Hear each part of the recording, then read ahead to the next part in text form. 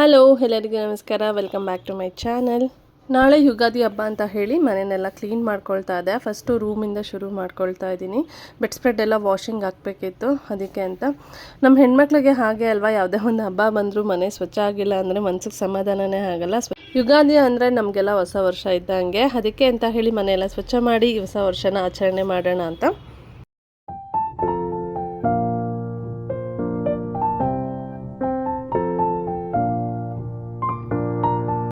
ನಮ್ಮ ಬೆಡ್ಡಲ್ಲಿ head board ಮಾಡಿದ್ದು ಯಾರಿಗೆ ಯೂಸ್ ಆಯಿತೋ ಬಿಡ್ತೋ ಗೊತ್ತಿಲ್ಲ. ನಮ್ಮ ಆರುಷಿಗಂತೂ ಸರಿಯಾಗಿ ಯೂಸ್ ಆಯಿತು.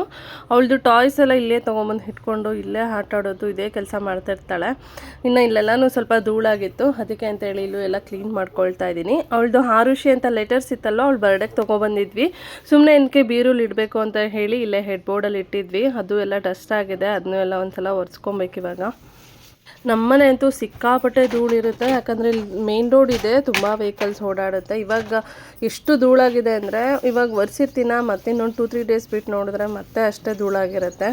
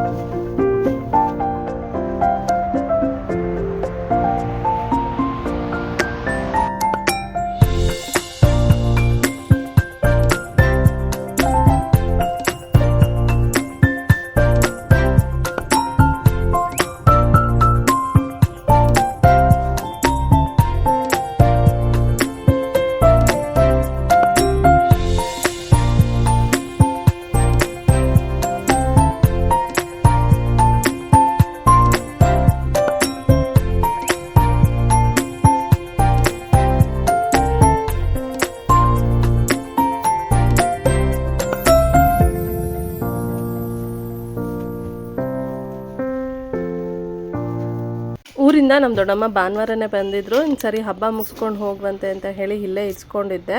ನಾನು ರೂಮೆಲ್ಲ ಕ್ಲೀನ್ ಮಾಡ್ಕೊಬಂದು ಇನ್ನು ಹಾಲೆಲ್ಲ ಕ್ಲೀನ್ ಮಾಡೋಣ ಅಂತ ಅಂದ್ಕೊಂಡಿದ್ದೆ.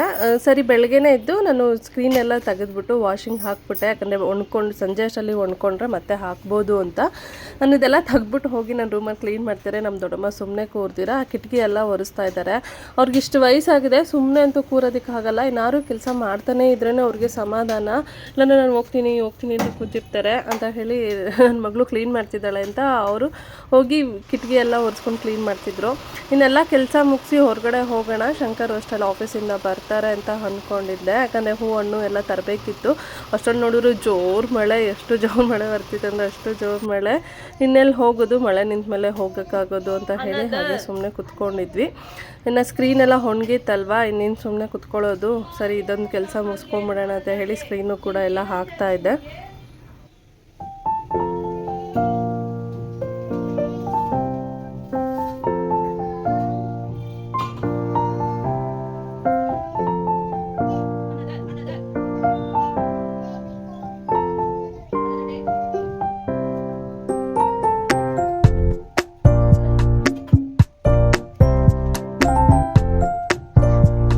ಇನ್ನು ಮಳೆಯೆಲ್ಲ ನಿಂತ ಮೇಲೆ ಬಂದ್ವಿ ಆಚೆಗಡೆ. ಇನ್ನು ತುಂಬ ದೂರ ಏನಿಲ್ಲ, ಇಲ್ಲೇ ಒಂದು ಸ್ವಲ್ಪ ದೂರನೇ ನಮ್ಮ ಮನೆ ಹತ್ರನೇ ಇದೆ ಸ್ಟಾರ್ ಮಾರ್ಕೆಟೆಲ್ಲ.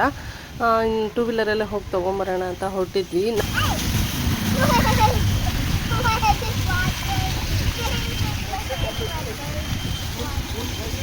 ಸಿಕ್ಕಾಪಟ್ಟೆ ಜೋರು ಮಳೆ ಬಂದಿದ್ದರಿಂದ ಒಂದು ಅರ್ಧ ಮುಕ್ಕಾಲು ಗಂಟೆ ಅಷ್ಟರಲ್ಲೇ ರೋಡೆಲ್ಲ ಫುಲ್ಲು ನೀರು ನಿಂತ್ಕೊಂಡ್ಬಿಟ್ಟಿದೆ.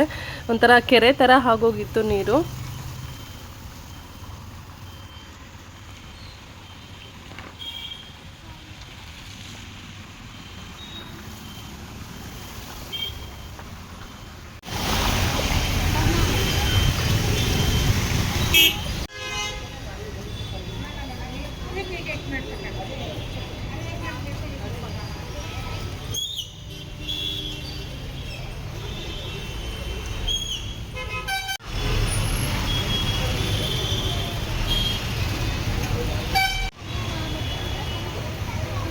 ಎಲ್ಲ ತೊಗೊಂಡು ಮನೆಗೆ ಹೊರಡೋಣ ಅಂತ ಆಚೆ ಕಡೆ ಬಂದ್ವಿ. ಮತ್ತೆ ಮಳೆ ಶುರು ಆಯಿತು. ಅದು ಮತ್ತೆ ಜೋರು ಮಳೆ.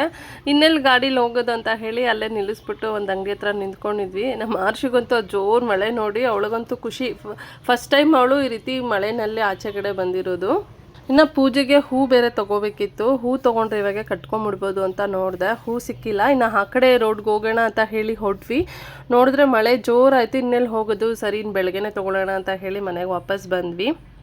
ಮಳೆ ನಿಲ್ತು ಅಂತ ಅಲ್ಲೂ ಹೊರಟು ಬರೋಷ್ಟರಲ್ಲಿ ಇನ್ನು ಸ್ವಲ್ಪ ಮಳೆ ಬಂತು. ಸರಿ ಇನ್ನೊಂದು ಸ್ವಲ್ಪ ದೂರನೇ ತಾನೆ ಅಂತ ಹೇಳಿ ಅಲ್ಲಿಂದನೇ ಸ್ವಲ್ಪ ಮಳೆಯಲ್ಲೇ ನೆನ್ಕೊಂಡು ಮನೆಗೆ ಬಂದ್ವಿ.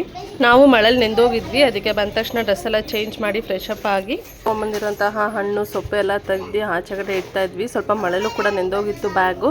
ಒಂದು ಸೊಪ್ಪೆಲ್ಲ ತಂದು ನಮ್ಮ ದೊಡ್ಡಮ್ಮ ಬಿಡಿಸ್ತಾ ಇದ್ರು. ನಮ್ಮ ದೊಡ್ಡಮ್ಮಂಗೆ ಈ ರೀತಿ ಏನಾರು ಬಿಡಿಸೋ ಕೆಲಸ ಈ ಥರ ಏನಾರು ಕೆಲಸ ಮಾಡ್ತಿದ್ರೆ ಅವ್ರಿಗೆ ಖುಷಿ. ಸುಮ್ಮನೆ ಅಂತೂ ಕೂರೋದಕ್ಕೆ ಆಗೋದಿಲ್ಲ ಅವರು. ಸರಿ ಅಂತೇಳಿ ಅವರೆಲ್ಲ ಸೊಪ್ಪು ಬಿಡಿಸ್ಕೊಳ್ತಾ ಇದ್ರು. ನಾನು ಈ ತರಕಾರಿ ಹಣ್ಣೆಲ್ಲ ಎತ್ತಿಟ್ಕೊಳ್ತಾ ಇದ್ದೆ. ಇನ್ನು ನನ್ನ ಮಗಳಿಗೆ ಬ್ರೋಕೊಲಿ ಅಂದರೆ ತುಂಬ ಇಷ್ಟ. ಇನ್ನು ಸ್ಟಾರ್ ಮಾರ್ಕೆಟಲ್ಲೂ ಕೂಡ ಫ್ರೆಶ್ ಆಗಿ ಬ್ರೋಕೊಲಿ ಇಟ್ಟಿದ್ರು. ಅದನ್ನ ತೊಗೊಂಡು ಬಂದಿದ್ದಾಳೆ. ಅಮ್ಮ ಇವಾಗ ಬ್ರೋಕೊಲಿ ಮಾಡಿಕೊಡು ಅಂತ ಕೇಳಿ ಹಿಂಸೆ ಮಾಡ್ತಾಯಿದ್ಲು. ಫುಲ್ಲು ಬ್ರೋಕೊಲಿ ಮಾಡಿಕೊಟ್ರೆ ಊಟನೇ ಬೇಡ ಏನು ಬೇಡ, ಬ್ರೋಕೊಲಿನ ತಿನ್ಕೊಂಡು ಇದ್ಬಿಡ್ತಾಳೆ. ಸರಿ ಅಂತೇಳಿ ಅದರಲ್ಲಿ ಅರ್ಧ ಮಾತ್ರ ನಾನು ಅವಳಿಗೆ ಸ್ಟೀಮ್ ಮಾಡಿ ಕೊಡ್ತೀನಿ.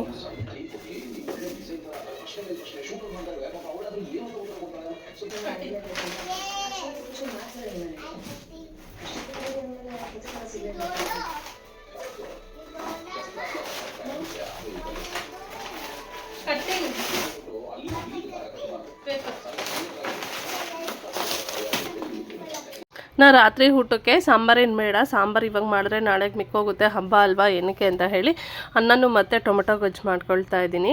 ಇನ್ನು ಹಾಗೆ ಆರುಷಿ ಬ್ರೋಕೊಲಿ ಕೇಳಿದ್ಲಲ್ವ, ಅದನ್ನೂ ಕೂಡ ಸ್ಟೀಮ್ ಮಾಡೋದಕ್ಕೆ ಅಂತ ಇಟ್ಟಿದ್ದೀನಿ. ಕಿಚನಲ್ಲಿ ಸ್ವಲ್ಪ ಈ ಕಡೆ ಒಂದು ಸ್ಟ್ಯಾಂಡೆಲ್ಲ ಇಟ್ಕೊಂಡಿದ್ದೆ ಪ್ಲಾಸ್ಟಿಕ್ದು. ಅದ್ರದ್ದು ಎಲ್ಲ ಸಾಮಾನೆಲ್ಲ ತೆಗೆದ್ಬಿಟ್ಟು ವಾಷಿಂಗ್ ಅಂತ ಹಾಕಿದ್ದೀನಿ. ಇನ್ನು ಅಡುಗೆ ಮಾಡ್ಕೊಳ್ತಾನೆ ಸ್ವಲ್ಪ ಕಿಚನ್ನ ಒರೆಸ್ಕೋಬೇಕು. Kitchen clean ಮಾಡ್ಕೊಂಡಿರಲಿಲ್ಲ. ಇನ್ನು ಅಡುಗೆಲ್ಲ ಮಾಡಿ ಕಿಚನ್ ಕ್ಲೀನ್ ಮಾಡಿ ಮಲ್ಕೋಬೇಕು.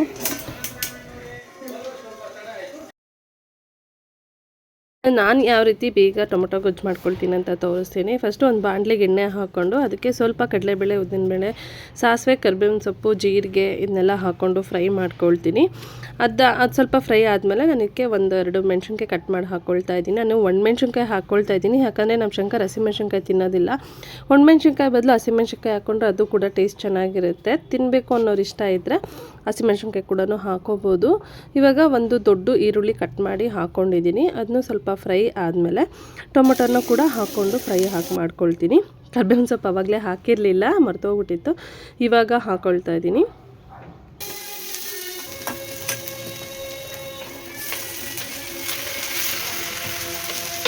ಟೊಮೊಟೊ ಹಾಕ್ಕೊಂಡ್ಮೇಲೆ ಅದಕ್ಕೆ ರುಚಿಗೆ ತಕ್ಕಷ್ಟು ಉಪ್ಪನ್ನ ಹಾಕ್ಬಿಟ್ಟು ಚೆನ್ನಾಗಿ ಫ್ರೈ ಮಾಡ್ಕೊಳ್ತೀನಿ.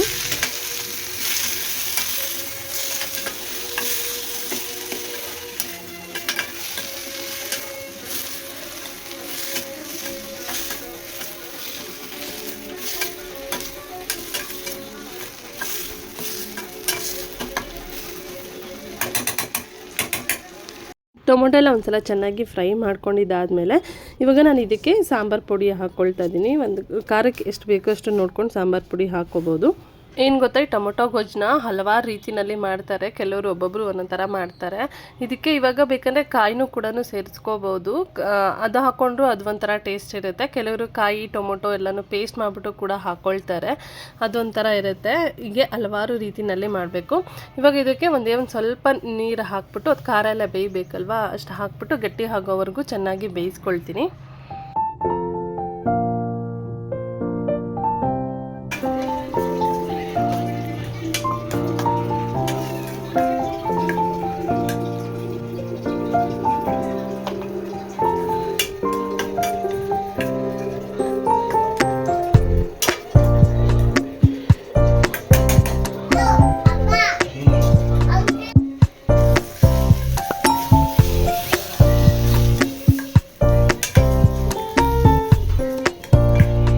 ಇವಾಗ ಇದು ಕಂಪ್ಲೀಟಾಗಿ ಬೆಂದಿದೆ. ಇವಾಗ ಇದಕ್ಕೆ ನಾನು ಕೊತ್ತಂಬರಿ ಸೊಪ್ಪನ್ನ ಕಟ್ ಮಾಡಿ ಹಾಕ್ಕೊಳ್ತಾ ಇದ್ದೀನಿ.